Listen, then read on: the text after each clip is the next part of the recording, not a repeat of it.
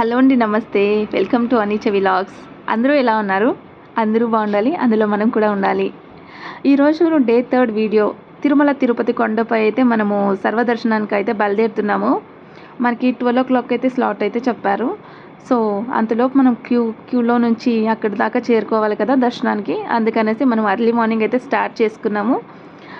So ఇప్పుడు మనము సర్వదర్శనానికి ఎలా వెళ్ళాలి అనేది ఈ వీడియోలో అయితే నేను మీకైతే ఎక్స్ప్లెనేషన్ అయితే ఇస్తున్నాను. సో తిరుపతి అయితే ఎలా ఉంటుంది, ఎవరైతే చూడలేదో ఫస్ట్ టైం మన ఛానల్ విజిట్ చేస్తున్న వాళ్ళు డెఫినెట్గా మర్చిపోకుండా లైక్, సబ్స్క్రైబ్, కామెంట్ అయితే చేసేసేయండి గైస్. అలాగే పక్కనున్న బెల్ ఐకాన్ క్లిక్ చేసుకోండి. నెక్స్ట్ వీడియోస్ పెట్టేటప్పుడు మనకి నోటిఫికేషన్స్ అయితే మనకు వస్తాయి. అందుకనే చెప్తున్నాను, ప్రతి ఒక్కరు కూడా లైక్, షేర్, సబ్స్క్రైబ్ అయితే చేసేసుకొని బెల్ ఐకాన్ అయితే క్లిక్ చేసేసుకోండి. ఫస్ట్ ఆఫ్ ఆల్ మనము సర్వదర్శనం అంటే ఏంటి? సర్వదర్శనం అనగా అందరికీ దర్శనం అని అర్థం. భక్తులు ఎటువంటి సిఫారసులు లేకుండా స్వామివారిని దర్శించుకోవచ్చు. ఈ దర్శనానికి ఎలాంటి టికెట్లు లేదా డబ్బులు చెల్లించాల్సిన అవసరం అయితే ఉండదు. సర్వదర్శనానికి వెళ్ళేకి టికెట్స్ ఎక్కడ దొరుకుతాయి, అలాగే స్లాట్స్ ఎలా ఉంటాయి అనేది నేను ఇప్పుడైతే చెప్తున్నాను. తిరుపతిలోని నిర్దేశిత కౌంటర్లో టీటీడీ ఉచిత సర్వదర్శనం టైం స్లాట్ టోకెన్లు జారీ చేస్తుంది. ఈ టోకెన్ ఉన్నవారు కేటాయించిన సమయంలో క్యూలోనికి వెళ్తే సులభంగా 3 నుంచి లేదా 6 గంటల్లో లోపల దర్శనం అయితే పూర్తి చేసుకోవచ్చు.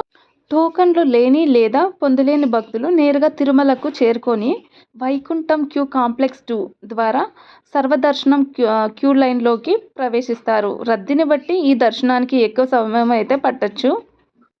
ఈ సర్వదర్శనంలో భక్తులకు కల్పించే సౌకర్యాలు ఎలాంటివంటే, క్యూ లైన్లో మరియు వేచి ఉండే ప్రదేశాలలో భక్తులకు ఉచితంగా త్రాగనీరు, అల్పాహారం మరియు అన్నప్రసాదం అందిస్తారు. అలాగే అనారోగ్యం సమయంలో ప్రాథమిక ఆరోగ్య అవసరాల కోసం వైద్య సేవలు అందుబాటులో ఉంటాయి. అలాగే సాధారణ రోజులలో రద్దీని బట్టి రోజుకు దాదాపు 60,000 నుండి 80,000 మందికి పైగా భక్తులు ఈ సర్వదర్శనం ద్వారా స్వామివారిని దర్శించుకుంటారు.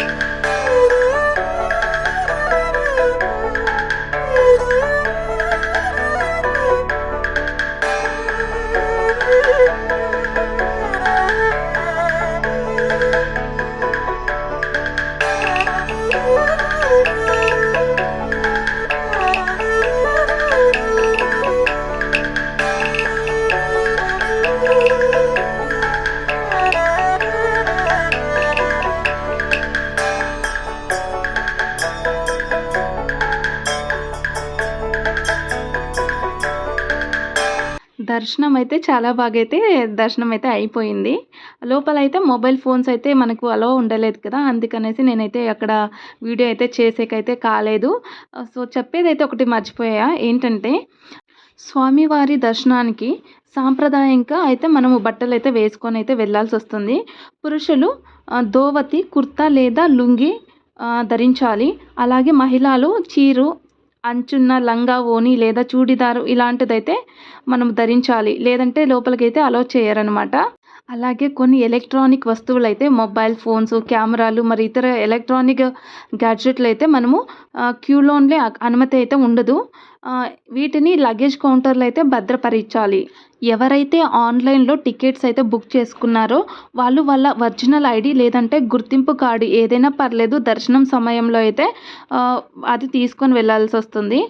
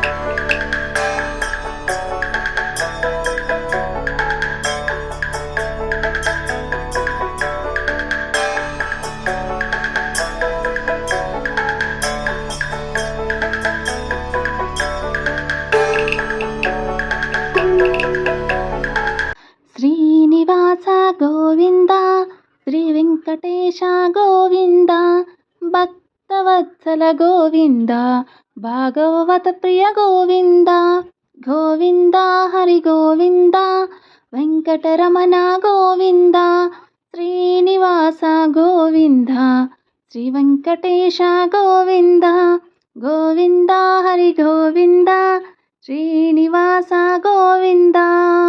గోవింద నామాలు ప్రతి ఒక్క భక్తుడు నిత్యం స్మరించుకునే అత్యంత పవిత్రమైన నామాలు. తిరుమల శ్రీ వెంకటేశ్వర స్వామిని పూజిస్తూ భక్తులు ఈ నామాలను భక్తి శ్రద్ధలతో ఆలపిస్తారు. భక్తితో గోవింద అని 3 సార్లు స్మరిస్తే సమస్త పాపాలు తొలగిపోతాయని పురాణాలు అయితే చెబుతున్నారు. అలాగే మనశ్శాంతి ఈ నామాలను జపించడం వల్ల మనసులోని ఆందోళనలు తొలగి ప్రశాంతత లభిస్తుంది. కలియుగ దైవం కలియుగంలో శ్రీ వెంకటేశ్వర స్వామి నామస్మరణ ఒకటే మోక్ష మార్గం భావిస్తారు.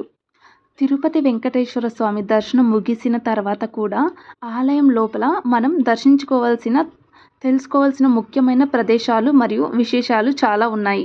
గర్భాలయం నుండి బయటకు వచ్చిన తర్వాత హుండీ అంటే కానుకల సమర్పణ, విమాన ప్రదక్షిణం, ఆనంద నిలయ విమానం, ఉపాలయాలు, శ్రీవారి కళ్యాణ మండపం, ధ్వజస్తంభం మరియు బలిపీఠం, శ్రీ బేడి ఆంజనేయ స్వామి ఆలయం ఇలాంటివన్నీ ఇక్కడైతే ఉంటాయి. అవి కూడా మనమైతే ప్రదర్శనం అయితే చేసుకోవాలి.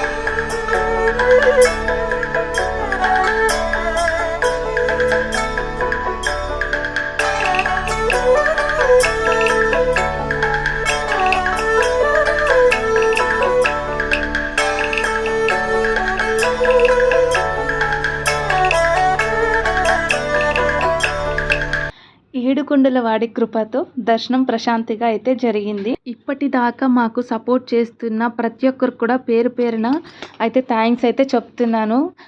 ఇలాగే ఇంకా మంచి ఇంట్రెస్టింగ్ వీడియోస్తో అయితే మీ ముందుకైతే వచ్చేస్తాము. ఇలాగే సపోర్ట్ చేస్తూ ఉండండి. నెక్స్ట్ వీడియోలో మళ్ళీ కలుద్దామండి. Thank you.